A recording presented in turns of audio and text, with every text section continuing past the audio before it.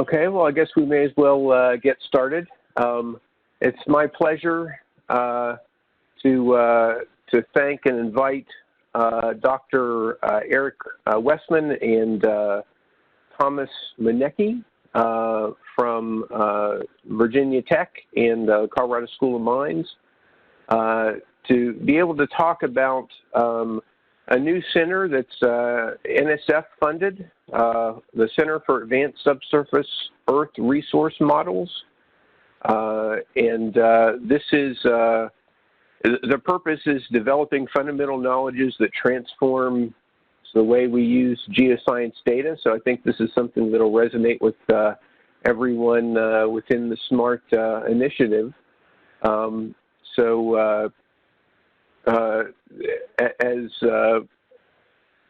As everyone I think knows, we have some work ongoing now within the Colorado School of Mines. I've worked with Dr. Westman a number of times before here at NETL, so really excited to hear what they have to say about this new center and what it's doing, and maybe looking for opportunities that we may be able to share what we're doing as we move forward into the future. So without further ado, Eric and Tom. Yeah, thanks. And actually, I'll be doing most of the presenting today, but Thomas is more than welcome to jump in and correct or augment as needed. Yeah, I'm Eric Westman. I'm a professor in the Mining Engineering Department at Virginia Tech. I've worked with NETL before, and it was nice to see some familiar names in the participants list, people who've always been a pleasure to work with and very helpful. So we do appreciate this opportunity. I was started in the background of this center about 5 years ago during the planning stages, and then it officially became a center and was funded about 1.5 years ago. At that time, I was serving as department head, but then I stepped aside from being department head here about 2 months ago, wanted to reinvigorate my research, and so kind of have re-engaged. I'm now the site director at Virginia Tech. And I'm saying that because Thomas Manecki is the center director, and we also have Elizabeth Hawley on the line. She's at the School of Mines. She's the site director for Colorado School of Mines. We also have John Hole, a geoscience professor, and John Cermak, a geoscience professor, both here at Virginia Tech. And because I've been a little bit out of the loop the last 1.5 years, I welcome them to jump in whenever it's needed. But we do appreciate the opportunity to present to you today. I'm guessing my presentation will be maybe 35-40 minutes, so hopefully some good time at the end for discussion. And if you have questions, in the middle, feel free to jump in, or I'm trying to keep an eye on the chat window as well. So today's, there we go. So today's talk will be successful if we kind of cover these 3 things: who we are and how we work. Secondly, a possible alignment with fossil energy in the SMART initiative. And thirdly, advantages of collaborating. And that collaborating goes both directions. It's you collaborating with us collaborating with you, just advantages for both parties. So who we are, how we work, we'll talk about our expertise, the operations of the center, and then current projects as well as potential projects. So today will be a success, in my opinion, if we have a decent understanding. I see this as an introductory kind of presentation. So if we wrap up and we have a decent introduction, a decent understanding of who we are, how we can collaborate with you all, and then maybe we can follow up. Grant had mentioned perhaps a similar but parallel presentation from your end, educating us more about the SMART initiative. And of course, we'd be open to that. We would welcome that opportunity. So the purpose of CASERM, we are a consortium of companies and government agencies. It's an IUCRC industry, university, collaborative research center with Colorado School of Mines and Virginia Tech. And the purpose really is kind of twofold. First, to transform the way geoscience data are used in the mineral resource industries. And that can be exploration, but then all the way through the production of the mineral, as well as the processing of the mineral, and then reclamation. So the entire kind of the entire sequence of a operation. And then additionally, to address the critical need for trained and prepared employees by educating future researchers, engineers, and scientists. We need more subsurface engineers and scientists. So many critical things that are going on, so many great opportunities. We just need to enlarge and strengthen the pipeline of students. So a little bit about background. It's part of the NSF's Industry University Cooperative Research Center program. And with this program, companies, and I'll include federal agencies here, provide support directly for research, right? So less than 10% of the member funds are used for facilities administration, for overhead. Most, all 90% or more of the membership fees go directly to support research, support the graduate students, and travel, and a little bit for the faculty, of course. Then the National Science Foundation provides funding for the facilities and administrative costs. And all of that results in increased support for university-based research. So the program drives innovation by facilitating partnerships between companies, government agencies, and universities. And it's bridging the gap between the early academic, the basic research, and commercial readiness. So a little more about the IUCRC program. This established, I believe, in 1973, so more than 45 years of experience running. The National Science Foundation has that much experience running these. It's an excellent model for developing research while engaged with companies and agencies. And there are over 80 centers across the country. It's a well-established model. Colorado School of Mines has 4 of these. Virginia Tech has 8. I think we have one on drones. We've had one on power electronics before. I think we have one for pallets, for wood pallets for shipping, you know. So there's a variety of these. Most of them have been in engineering, but the GEO division at NSF has recently started these, and we are one of, I believe, 2 centers funded through the GEO program at the NSF. And I'll say also that education and outreach is a key component, and that is not just within the universities, but it extends to K through 12. You know, it's just an important thing, as I was mentioning before. Member-driven research.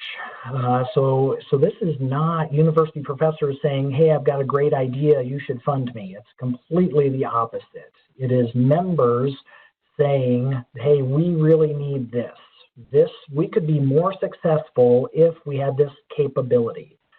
And we've recently been involved in, the National Science Foundation has held a boot camp for talking with industry.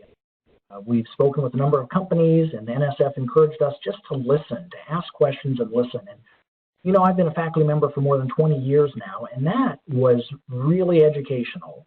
We've spoken with mining companies and agencies and software companies, and I learned a great deal just asking questions and listening about where their needs are.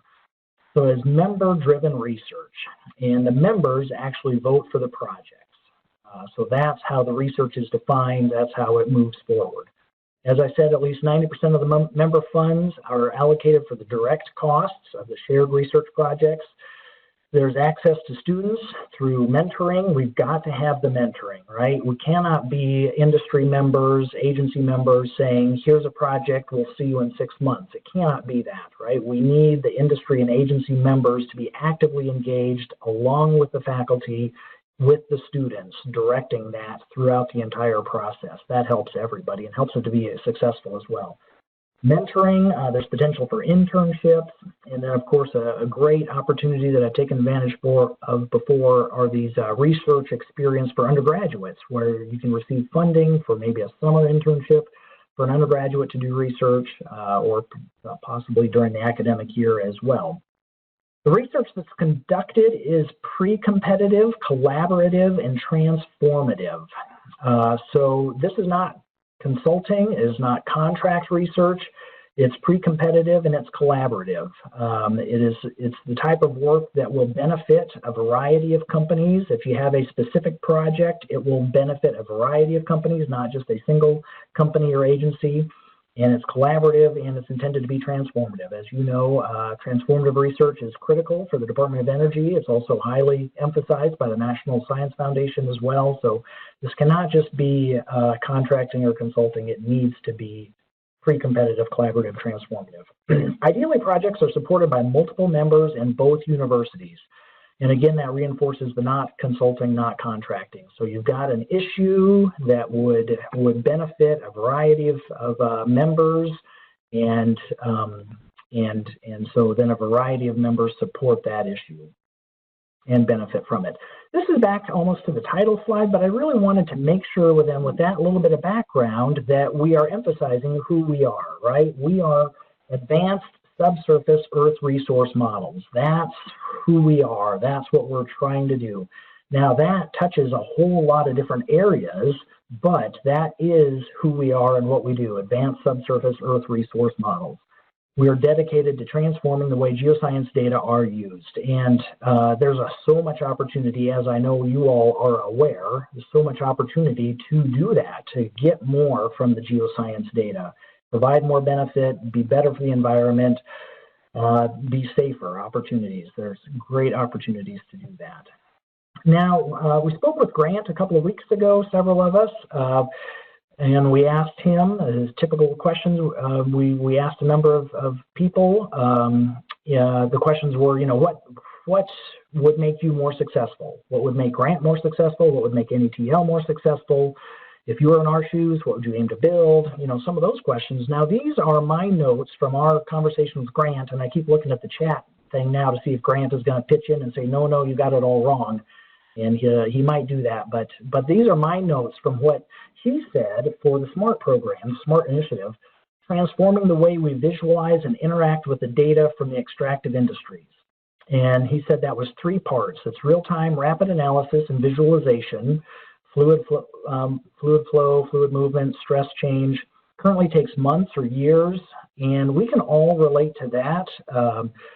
I started with the U.S. Bureau of Mines as a geophysical engineer in 1991 and started looking at seismic tomography for stress concentrations on a long wall face, trying to predict bumps, rock bursts in deep coal mines. And I'm still very passionate about that, and that's part of the reason I stepped down as department head, because I'm still very passionate about this research, and I want to work with induced seismicity.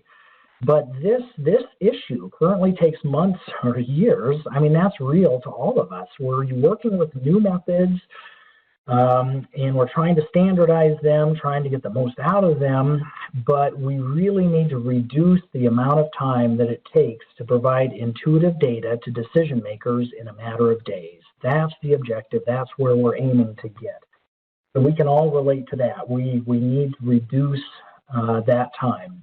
Additionally, virtual learning platform, my notes were to build the capability to explore options. A flight simulator helps in much the same way that a flight simulator helps teach pilots how to fly, and then tying those first 2 together for real-time forecasting. An advanced control room, create a system where you can rapidly get data from the field and see how the field is changing and how to optimize storage or recovery, reduce induced seismicity and reduce leakage. That's what I heard from Grant, and it aligns well. It does not overlap, but it aligns well with our objectives. And Grant made the comment that we seem to be aligned. So that was my perception as well. If I can borrow from another group of science, meteorologists work with the weather, obviously. The weather is a natural system. We as geologists, geoengineers, working with the subsurface, that's a natural system. We are both working with the natural systems. But I kind of feel like in some ways perhaps they're a little beyond where we are or where we're hoping to go. And one example is this. We've all seen these spaghetti models for hurricane forecast. It's a variety of models of a natural system based on point measurements, based on indirect measurements through Doppler radar, point measurements through weather balloons. And then in a variety of models, maybe the models are generated with different intents. Maybe the models are generated with different algorithms, but the same intent. but a variety of models then it allows a forecast of what can happen in the coming days. And I think we are very similar, but we're not quite at this point.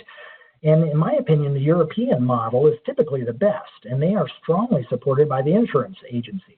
They've had great amounts of funding. We need to get to this location where our models accurately or predict what's ahead of us.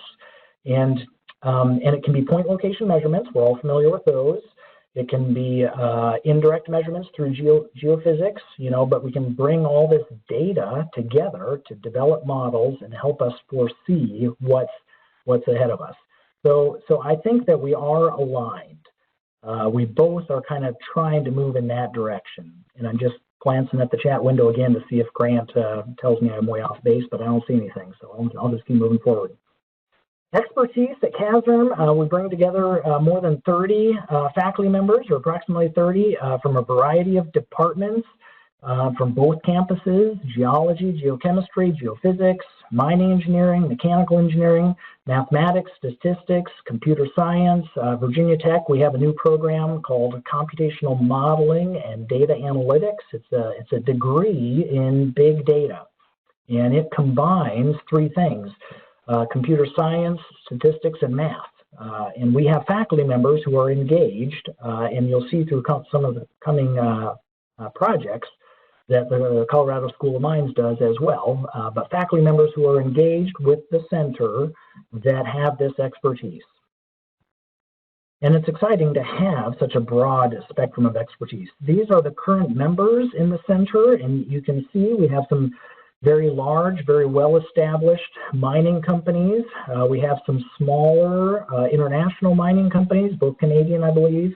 Ioneer is a critical minerals, lithium kind of mining. Sequence is a software company. And of course, the USGS, and their primary interest is rare earths or critical minerals. So it's a variety, but we are looking to grow, broaden, expand. The National Science Foundation has said that they would like us to grow, broaden, and expand the center. So we are working on that as well. Current research thrusts: instrumentation, analysis, and interpretation methods for characterizing rock properties. That's the bottom line of this thrust. What can we do to better understand rock properties in situ? Another thrust is integration, scaling, and inversion of diverse data types, dissimilar resolution and distribution. Again, we've all dealt with data sets with dissimilar resolution and distribution. How can we optimize the use of those disparate data sets? Third would be development of methods to reduce risk associated with decision making. And then fourth would be computational imaging and exploratory data analysis solutions and visualization. So the center operation, getting into the mechanics just for one or two slides. There's a center director and center manager, both at the Colorado School of Mines, site directors at both schools. We have education and outreach directors. Actually, there are people at both schools. Wendy Harrison at the Colorado School of Mines and John Cermak at Virginia Tech. They coordinate activities between both sites. And then members of the center, and these can be industry members or agency members, have a seat on the industry advisory board, and they participate in, as I said, identifying and developing research projects, determining the research agenda, making sure there's progress, and they also help with recruiting new members and mentoring and providing guidance during the research. So currently our chair for the IAB is Kelly Earls, and she's with Skeena out of Vancouver, British Columbia. She's very helpful. How do projects get generated? We have two meetings, one in the spring, one in the fall, and I realize I'm kind of getting down into the weeds maybe a little bit on the mechanics as opposed to the exciting science. Nevertheless, this is important to discuss. But there can be informal project planning between faculty and industry. These can be industry members. They can also be industry potential partners.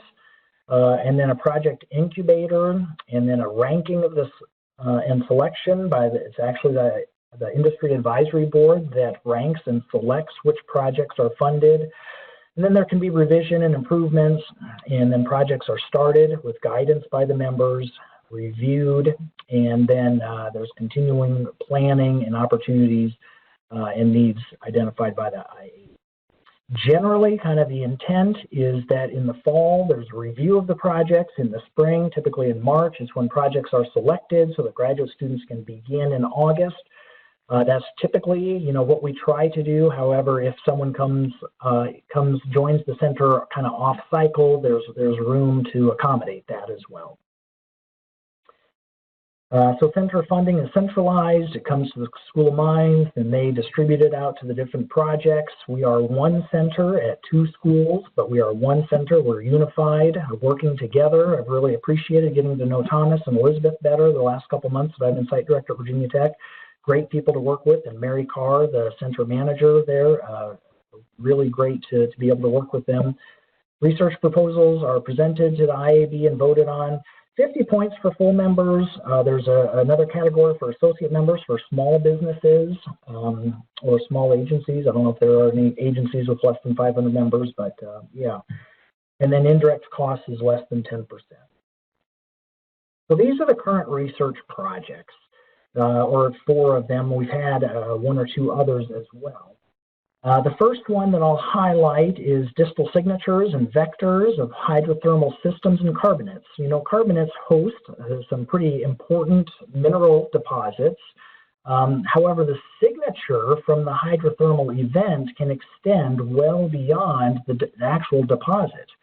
And so if an exploration hole intercepts the signature, not the deposit, then we can still get useful. The intent of the project is to get useful information back, even though it didn't intersect the deposit itself.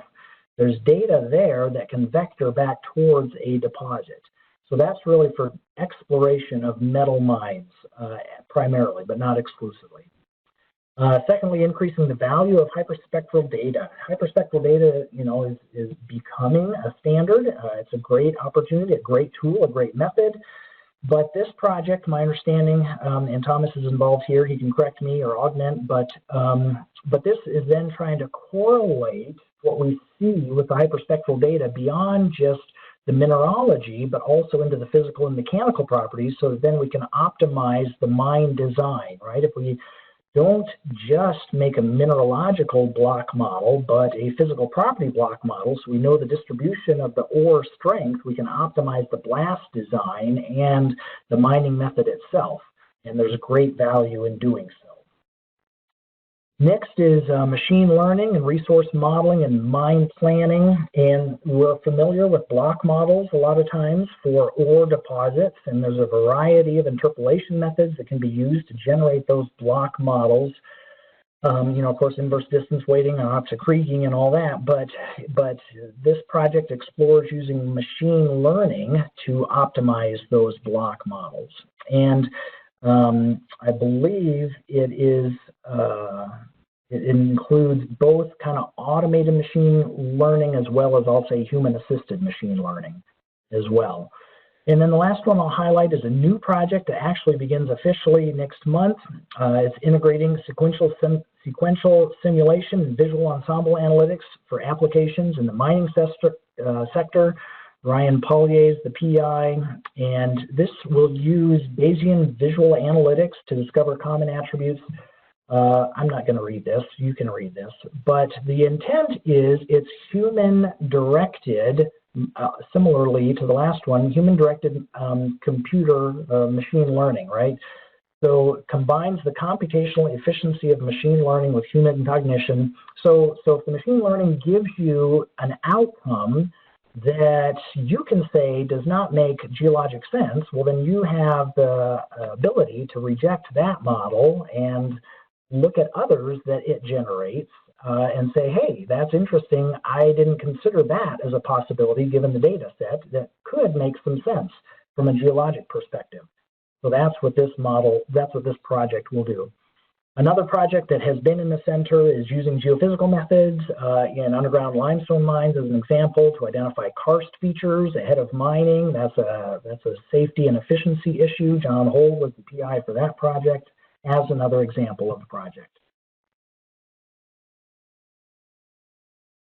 Now, we've also, in the effort to try and broaden the center and grow the center, over the last 2 months, we've had 40 different interviews. I mentioned earlier, we've been speaking with companies, asking them questions, and they've been companies from the aggregates industry, from metal mining, from industrial minerals. We've spoken with you all, as well as other federal agencies and software companies.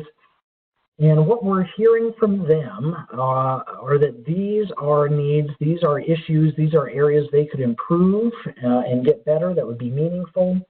And that includes geophysics and also induced seismicity. We're hearing rare earth elements and critical minerals, social license and sustainability, and then enhanced use of geologic models. How can we get more from a geologic model?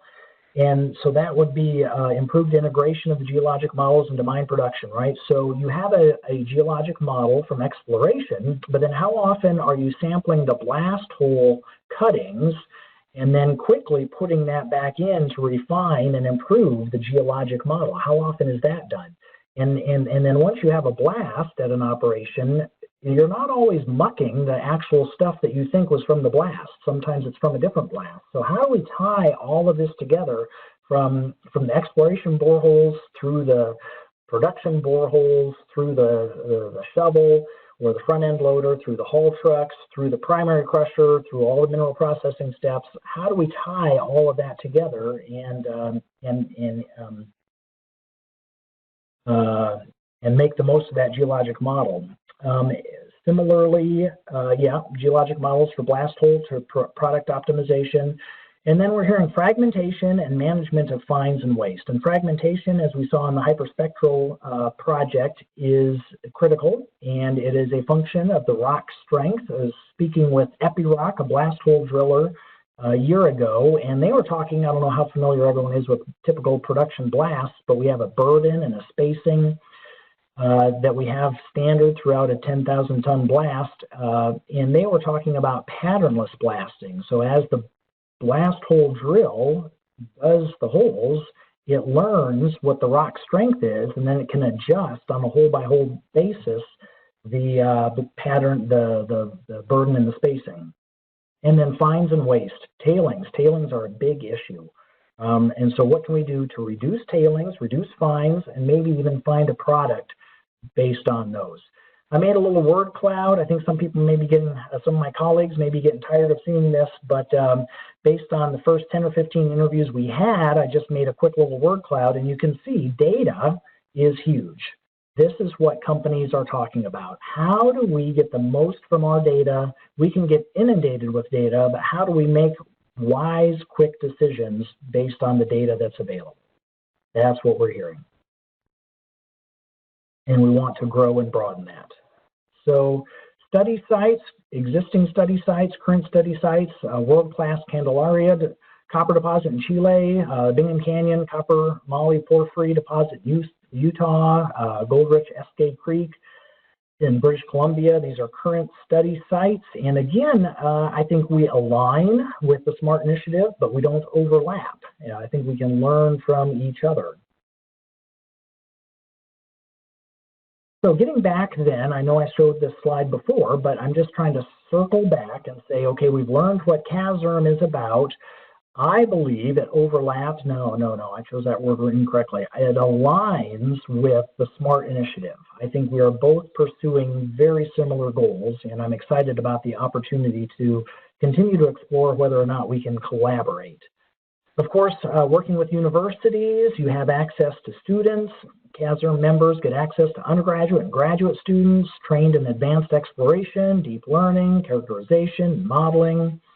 These funds are leveraged by NSF. And another advantage of an IUCRC is that every member, even if they're only supporting one or two of the existing projects, they have access to all of the projects, the results to what is learned by all of the projects, not just the ones that they support. So the funds, the membership fees are highly leveraged. And CASERM members are eligible to apply for NSF-funded graduate student interns. Coming down the home stretch here, of course, networking opportunities. We all are looking for new partners, and so where we can conduct our research as we mature that research. And so the twice annual meetings allow that opportunity to interact with people in a similar industry with similar interests and maybe find new people that we can collaborate with. Yeah. Contacts, as I mentioned, Thomas Moneke is the center director. He's at the School of Mines. I'm the site director at Virginia Tech. Elizabeth is the site director at the CSM. Wendy Harrison is the education and outreach director, and John Cermak is similar at Virginia Tech. Mary Carr is the center manager, and I mentioned Kelly Earle is the chair of the IAB. Okay, well, I guess I'm done. Hopefully, you now have a better understanding of who we are and how we work, a better understanding of potential alignment with fossil energy or the SMART initiative specifically, and then advantages of collaborating. I would like to hear whatever questions you may have, and if there aren't many, then a standard question that we like to ask is what keeps you or NETL or the SMART initiative from being as successful as you would like to be, and what additional information about CASERM would be helpful. And we do appreciate the opportunity to present. And thank you very much.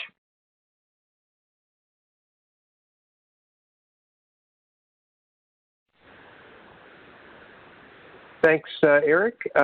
Do we have any questions from anyone on the line? Don't forget to unmute yourself if you have a question.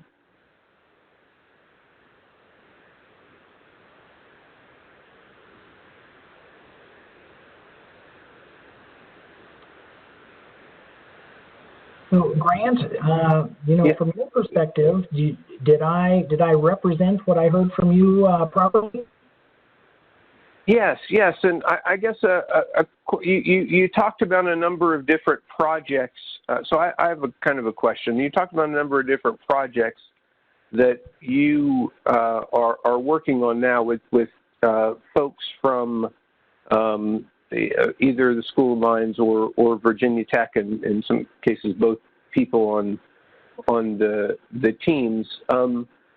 Could you talk a little bit more about how these projects kind of got chosen? The funding, all of the funding is coming from NSF. Is that right? How do these get selected? How does this work get identified?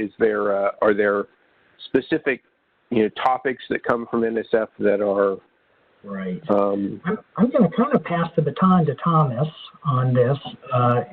He can discuss these projects with a little more detail, but I'll tell you that the NSF does not fund any of the research. They fund the overhead, the facilities and administration.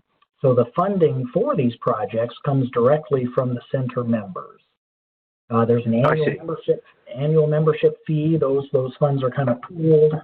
Each member votes for which projects they would like their funding to support, and then that's how projects are selected. Thomas, what can you add to that?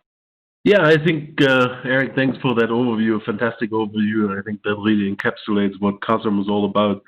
So it's a little bit really like Eric said. I mean, there's the members, the industry and agency members, and there's NSF, and NSF really just covers the administrative costs, the overhead, all these extra costs that we have for marketing and travel. But NSF actually does not dictate what the research is. All they want us to do is be successful, to work with the members, with the industry and agency members, and they obviously want fantastic research to be done. But they're not dictating what exactly that research is supposed to be.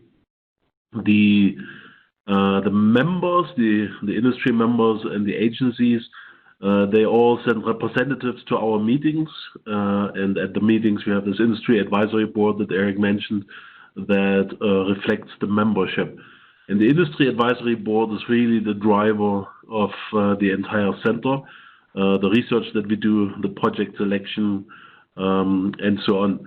So basically the projects we have at present are a reflection of the membership we have at present. So the companies and the USGS, so it's mostly private industry plus the USGS who are current members, They have gotten together and selected those projects because they were relevant to what they perceive to be important for the next couple of years. So if we add new members, maybe you guys in one way or another, then you would become part of the industry advisory board, and you would be part of the voting process. You could create new projects with both the two sites, but also obviously interact with companies in the USGS as part of the center. And then you can allocate the membership fee that you pay to the projects you like. So as Eric said, our goal is to increase the research volume to get more projects going. So obviously we would hope to listen to you guys and figure out what your needs are, and then we will create a new project around that if we have the faculty expertise to do so. Maybe I can add to Eric's presentation. Obviously, we have a very strong research group at the two schools with over 30 faculty members in these different departments. However, there's really nothing that stops us to go out and use our research network to find solutions using basically anybody else worldwide that we have. However, the two sites are Virginia Tech and Colorado School of Mines. But if we don't have the expertise, we can certainly reach out and bring more, other faculty from other universities, nationally and internationally, into the boat. Grant, does that help? Does that answer your question? Yes, yeah, no, that helps. That helps a lot. I guess maybe I just have one other question. If this group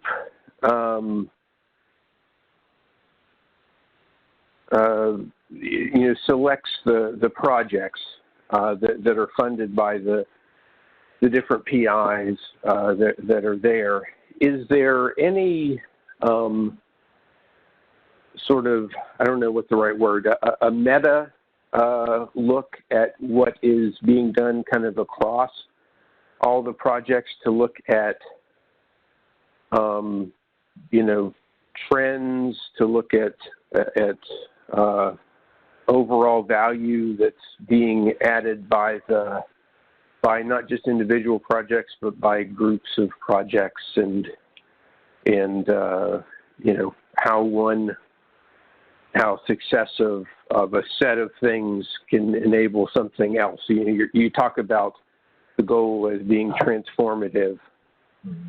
So how does that work? Yeah, and again, I'll ask Thomas for his input on that. And I'll say that, at this point, the center has been in existence for a year and a half. Planning started 5 years ago, but the center itself first received funding about a year and a half ago. And so it's still maturing. And, I think our ideal, our aspiration is to be much broader, much stronger, much larger. And at that point, you are absolutely correct. We really need to confirm that we're not just jumping, if an industry member says, hey, we need this, it would be helpful. We want to be responsive, but at the same time, we want to have the foresight and the breadth to understand, yes, this aligns with what we're interested in, and it is pushing the ball down the field in the direction that we want to go. It's not just a reaction. Thomas, is that fair? Yeah, absolutely. I mean, maybe we should have mentioned the center is part of what Eric mentioned, the IUCRC program, the Industry University Collaborative Research Center program of the NSF. The awards are made in 5-year increments for up to 15 years. So we are in the first 5 years, a year and a half of the first 5 years. The NSF will support the center for up to 15 years. So we are in this for the long haul. And then after the 15 years, it's hoped that those centers basically become independent from the NSF support. Both Virginia Tech and Mines, we both have centers that have gone through this and are now basically well-established research centers beyond the 15 years. So I think the collaboration of the projects between the projects to get the bigger bang out of these individual projects is very important. At the moment, I would say it's mostly on the application of the math side So it's quite surprising to me. I mean, I'm just a geologist, so I don't really know much about math and computational sciences. But it's quite amazing to see how our mathematicians and statisticians have worked their way into these different geoscience projects and actually bring similar methodology to projects I would consider as being quite different from a geology point of view. So there are certainly, a core group of people that are working on the machine learning that basically find new applications in the geosciences. Between the individual projects, there are small overlaps because ultimately, as Eric said, they all come back to the mine cycle. So we kind of go from the exploration through the production all the way down to remediation. And that's kind of how we have set up the center. So there's always the overlap from one project to the next in how we use the geoscience data at these different stages of the mine cycle.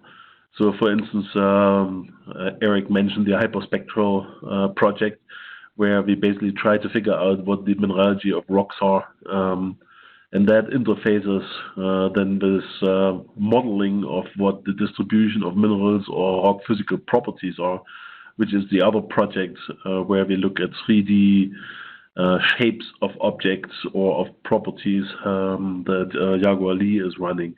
And that then again integrates with Ryan Polya's machine learning.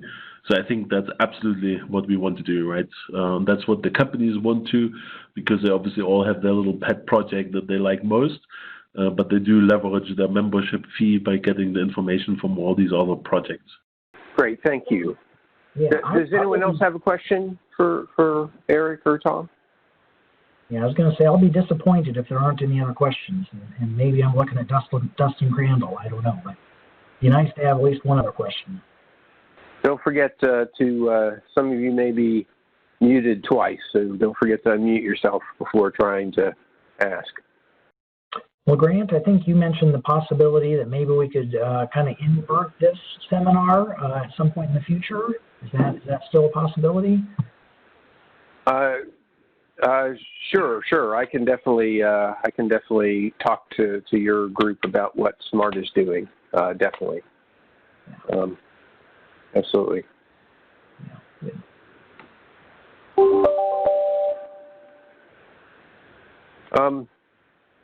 Well, I guess that's.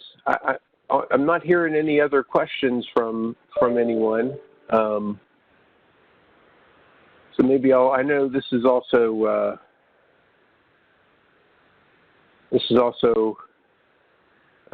one of those weeks when a lot of people are out, but I think we had a good number of people listening in. So thank you very much, Eric. I think it was a really interesting presentation. It's pretty fascinating, the kinds of projects you all are working on and what you're trying to do here. So look forward to talking more about this as time goes on. Yeah, yep, so do we. And we appreciate this opportunity, we really do. Absolutely. Thank you. Have a good afternoon, good weekend. All right, thank you. All right, thank you. Thanks. Yep. Bye.